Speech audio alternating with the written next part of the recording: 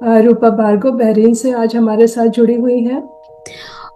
मेरी कहानी भी आज एक सच्ची घटना पर है। मेरी जब मैं 6 साल की थी उस समय की घटना पर मैंने ये कविता पूरी कहानी लिखी है।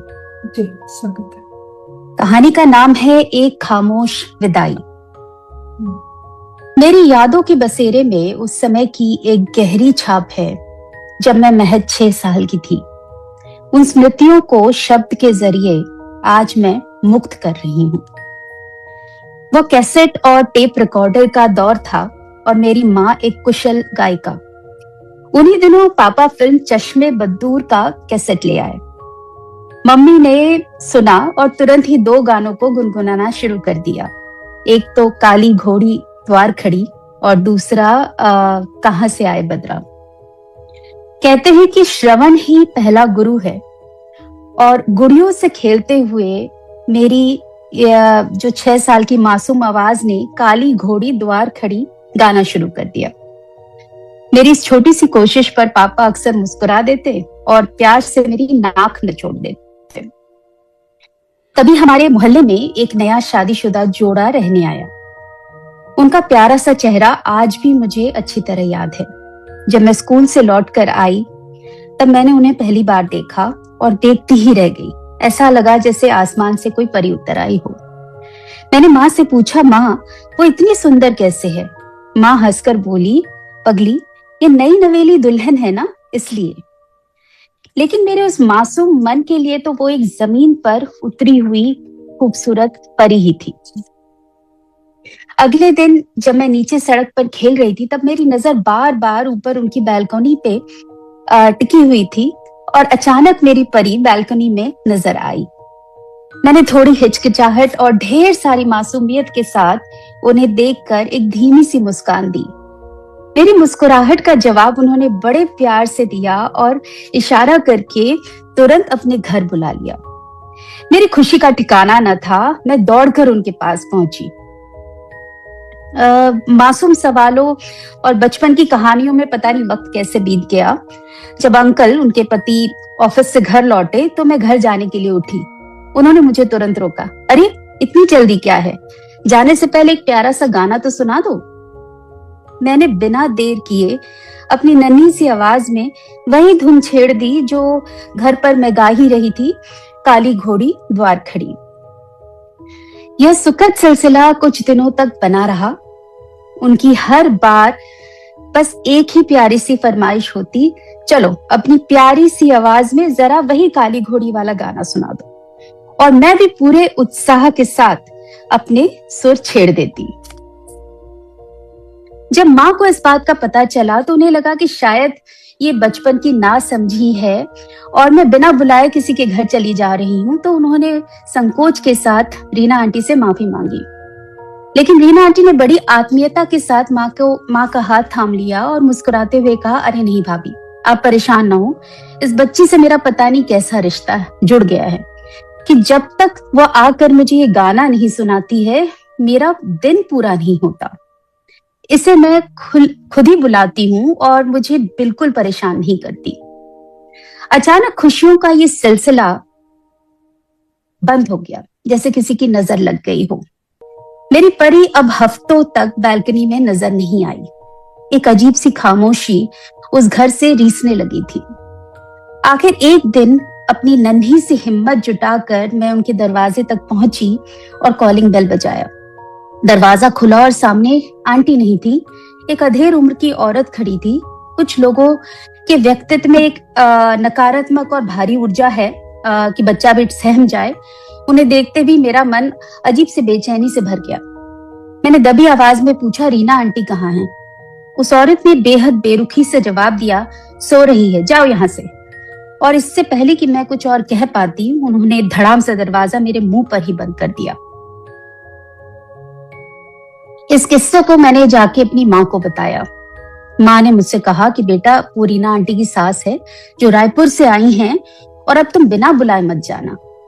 हफ्ते अब महीनों में बदल गए। मेरी परी अब ना घर के बाहर दिखती थी और ना बालकनी में। पूरे मोहल्ले में कानाफूसी शुरू हो गई। दबी जबान में उनके घर के बारे में बातें होने लग गई। एक दिन मुझसे रहा नहीं गया। मैंने परी को बचाने की जिद अपने मन में ठान ली और फिर से उनके घर पहुंच गई। डोरबेल बजाई। इस बार किसी ने कुंडी नहीं खोली। मैं वहीं बाहर खड़े होकर जोर जोर से चिल्लाने लगी, रीना आंटी दरवाजा खोलिए। जब कोई जवाब नहीं मिला तो मैंने वहीं खड़े खड़े अपना वही गाना जोर जोर से गाना शुरू कर दिया, काली घोड़ी द्वार खड़ी। मुझे लग रहा था जैसे कि मेरे इन सुरों में वो जादू होगा जो उस राक्षस की कैद से मेरी परी को छुड़ा लेगा। गाते गाते मेरी आंखों से आंसू बहने लग गए। तभी बंद दरवाजे के उस पार से कांपती हुई आवाज सुनाई पड़ी, मेरी मदद करो प्लीज, अपनी मम्मी को बोलो मैं ठीक नहीं हूं, ये लोग मुझे बहुत मारते हैं, प्लीज। मैं घबरा कर वहां से भागी और हाफते हुए अपने माँ के पास पहुंची। उन्हें रोते हुए सारा किस्सा बताया। माँ ने मुझे कसकर सीने से लगाया और कहा कि मैं घर के अंदर ही रहूं। फिर वह मोहल्ले की कुछ औरतों को साथ लेकर उनके घर गई। उस बंद कमरे के पीछे क्या हुआ ये तो मुझे आज तक नहीं पता, पर कुछ ही दिनों में वो भयानक ऊर्जा वाली सास वहां से चली गई। सास के जाने के बाद भी मेरी परी बालकनी में नजर नहीं आती थी। एक दिन हिम्मत जुटाकर मैं फिर से उनके घर पहुंची। इस बार दरवाजा खुला तो उन्हें देखकर मैं स्तब्ध रह गई। ऐसा लगा मानो परी के किसी ने पर काट दिए हैं। आंखों के नीचे काले गहरे धब्बे और चेहरा जैसे कंकाल सा बन गया था। उनकी फीकी मुस्कान के साथ मुझे गोद में उठाया और घर के अंदर ले गई। बड़े धीमे स्वर में बोली, बहुत दिन हो गए तुमने मुझे वो गाना नहीं सुनाया, प्लीज एक बार फिर से सुना दो। और मैं फिर से धुन छेड़ दी, काली घोड़ी द्वार खड़ी। इस बार मेरे गाने के बीच में ही वो रो पड़ी और मैं भी रोने लग गई। दोनों एक दूसरे के सीने पे लग गए, लेकिन हमें पता नहीं था कि उस समय इतनी मैच्योरिटी नहीं थी कि क्या हो रही है कि हम इस बात को समझ पाए। शांति का दौर ज्यादा दिन न चला। 1 हफ्ते के अंदर उनकी सास और ननद वापस आ गई और मोहल्ले में फिर से फुसफुसाहट बढ़ी क्योंकि मेरी परी वापस दिखना बंद हो गई। उनके ससुराल वालों ने एक नई कहानी गढ़ दी। रात को उनके चिल्लाने की आवाज आती थी और जब लोगों ने घेर लिया तो उन्होंने कहा कि रीना का मानसिक संतुलन बिगड़ रहा है, उसका इलाज चल रहा है। एक शाम जब मैं नीचे सड़क पर खेल रही थी, अचानक मेरी नजर बालकनी पर पड़ी और रीना आंटी वहां खड़ी थी। उनके चेहरे पर एक अजीब सी दहशत। मुझे देखते ही उन्होंने अपने कांपते होठों पर उंगली रखी और खामोश रहने का इशारा किया। उनके हाथ से संकेत लेके मुझे बालकनी के पास बुलाया। इससे पहले कि मैं कुछ समझ पाती, उस जमाने में चिट्ठियां लिखी जाती थी, इनलैंड लेटर होता था, नीले रंग का गवर्नमेंट की चिट्ठियां पोस्ट ऑफिस में मिलती थी। इससे पहले कि मैं कुछ समझ पाती, उन्होंने ऊपर से इनलैंड लेटर नीचे फेंका और मुझसे हाथ जोड़कर कहा कि ये पोस्ट बॉक्स में डाल दो। मैंने तुरंत वो चिट्ठी दी और पोस्ट बॉक्स में जाकर डाल दिया। शायद वो मदद की एक पुकार ही थी। कुछ ही दिनों में रीना आंटी का अपना परिवार आया और उनको अपने साथ रायपुर ले गया। उस दिन के बाद मैंने अपनी परी को कभी नहीं देखा। ससुराल वालों की इतनी बदनामी हुई कि शर्म के मारे रातों रात वो शहर छोड़कर चले गए। वक्त बीतता गया। करीब 6 महीने हो चुके थे और एक दिन मैंने देखा कि माँ के हाथ में एक मैगजीन, एक पत्रिका थी और घर आई मोहल्ले की सभी औरतों की आंखें नम। मैंने अपनी धुंधलाई आंखों से माँ की ओर देखा और पूछा, माँ आप सब रो क्यों रही हैं? क्या मेरी परी ठीक है?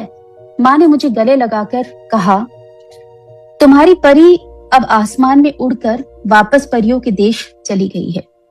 वहां परियों की रानी उसे बहुत प्यार से अपने पास रखेगी। उस दिन वो सुनकर मैं सुन्न खड़ी रह गई। कुछ समझ में नहीं आया।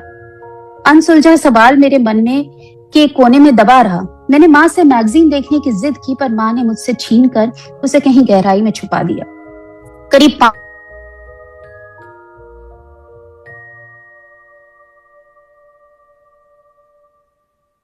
शायद आपका नेटवर्क फंस गया है। हाँ, रूपा जी का ही नेटवर्क गया लगता है। आ गई नहीं, आ रही है वापस। जी रूपा, आवाज आ रही है? हाँ आवाज आ रही, हाँ प्लीज सॉरी। कंप्लीट करें। हाँ जी। जैसे ही मैंने पन्ना पलटा, मेरी आंखों के सामने वो सच आ गया जो माँ ने सालों तक मुझसे छुपा कर रखा। वो तस्वीर, उसमें लिखा खौफनाक सच। उनके मायके वालों ने ससुराल वालों से समझाता कराया और उन्हें वापस वहीं भेज दिया था। दहेज के भीभत्स घटनाओं में रीना आंटी का नाम दर्ज हो गया। काली घोड़ी अब द्वार पर नहीं खड़ी थी, पर अग्नि में स्वाहा कर दी गई थी। और ये पढ़कर मेरी रूह कांप उठी। कोई इतना निर्दयी कैसे हो सकता है? मेरी कान में अचानक माँ का वही गाना गूंजना शुरू हो गया, जैसे कि वो विदाई गीत थी, काली घोड़ी द्वार खड़ी। उस दिन समझ में आया कि वह घोड़ी किसी बारात के इंतजार में नहीं, बल्कि उस परी की उस क्रूर दुनिया से दूर ले जाने के लिए खड़ी थी। वो गीत अब मेरे लिए महज एक संगीत नहीं, बल्कि उन अनगिनत परियों की चीख बनकर रह गई थी जो रीति रिवाजों और लोभ की अग्नि में स्वाहा कर दी जाती थी।